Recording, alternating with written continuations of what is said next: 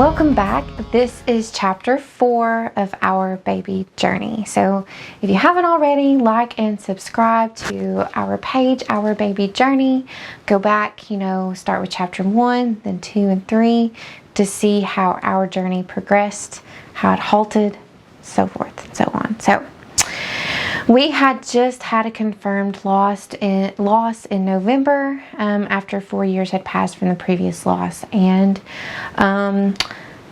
just kind of in that weird limbo stage where, wow, this is still promising.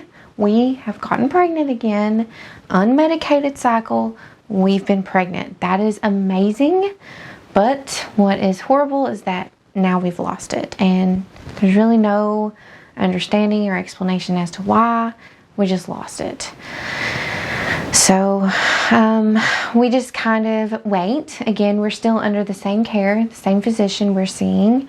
Felt like, again, we had a really good connection there. So, and it was local, so of course that's definitely a benefit.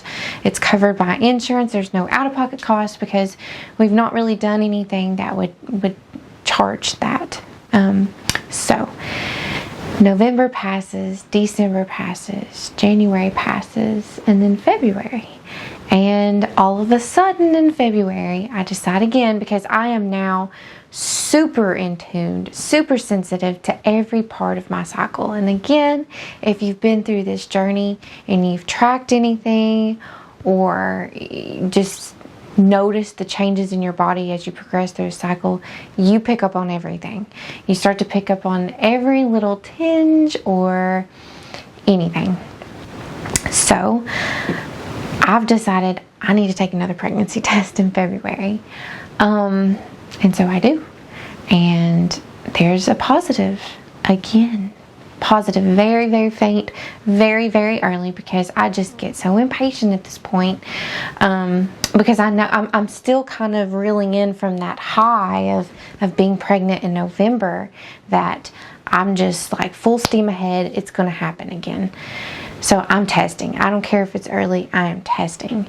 And I get that positive, and I'm super excited, and I call in again to our physician's office, and I'm like, it's positive, I need to come in, we need to monitor this, we need to get on top of this right now. And I had already read numerous stories about, well, some women may only need this level of progesterone to sustain a pregnancy, because if it's above 10, you've ovulated, it's healthy.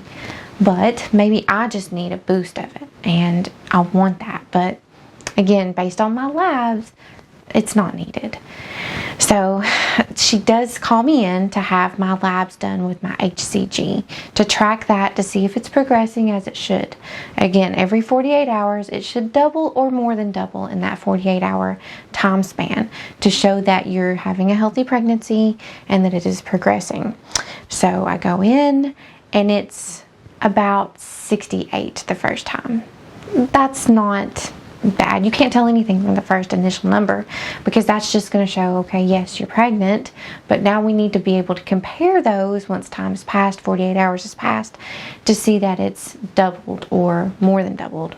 So I go back in, and it's like 53. And she says, I'm sorry, this does seem to be another early loss. I'm so sorry. But come back in, I would like to track those numbers until they get to 0. So I go back in, and it's a weird jump of like 75. And I'm almost excited, because I'm like, well, that's more. But it's not healthy. It should be progressing 48 hours and going up. So come back in again, and I'm exhausted by this point.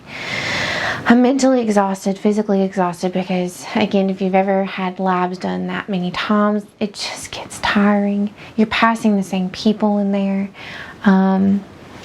It just started to take its toll on me. It just hurts in my arm, and I'm trying to switch arms, and it's just a whole ordeal. I'm waiting by the phone. I'm waiting, checking the portal on the app. Please tell me something. And it's like 35 the next time, or 26, and it's just a weird, and then it might go to 42. Like, I had so many labs done at that time, and it just hopped around. It was insane. And Now I know, or at least have a theory of what might have happened. Nonetheless, she just explains, we're just going to track this down. I'm not going to have you come back in for labs. It's already so low, it wouldn't even come up on a pregnancy test at home, an at-home pregnancy test, but take one in about 2 weeks. Once it's completely out of your system, the HCG is down to 0. I want you to come back in here, and I'm going to run just this laundry list of labs on you. So some of those were an autoimmune disorder, your thyroid, any kind of blood clotting disorder you may have. You know, some women, their body responds negatively once they get pregnant because your body's identified it as a foreign object and tries to kill it. And she tested for that.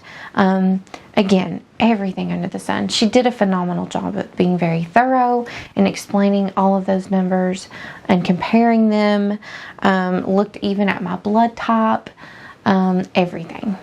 And again, there was nothing significant, nothing of any importance on those labs. Nothing. It was great. It was perfect. And so I'm just like, why? And I'm just at this crossroads again. I don't know where to go. I don't know what to do. And we just decide again, I feel like time has expired here. You've done all that you can for me. And I just need to maybe speak to someone else now. And it's just disheartening because you try to form kind of a bond with your physician because you're human. You want to trust your care with someone who, you know, you have like just that good feeling with, that good bedside manner, that professionalism. And I felt like I had found that, and it was just so sad to say I have to move on, and it didn't work. We weren't successful here, and it's no one's fault. I don't know whose fault it is. I don't know what's going on. So we just decided, after some time had passed, and again, the labs took a long time because I know there's one test in particular that she had to compare, and it had to be like a 6-week progression between the first take and the second. And I'd just been so tired. So we decided to go elsewhere.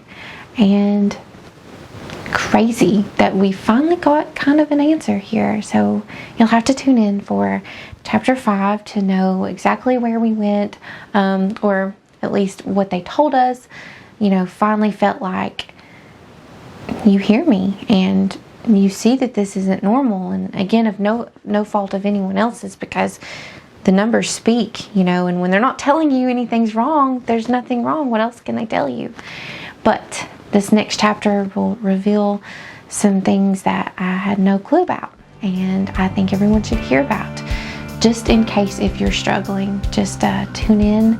Again, like and subscribe to the page there. You can listen on Spotify, you can listen on Apple Play, and I'll be back with the next chapter, chapter 5. Bye!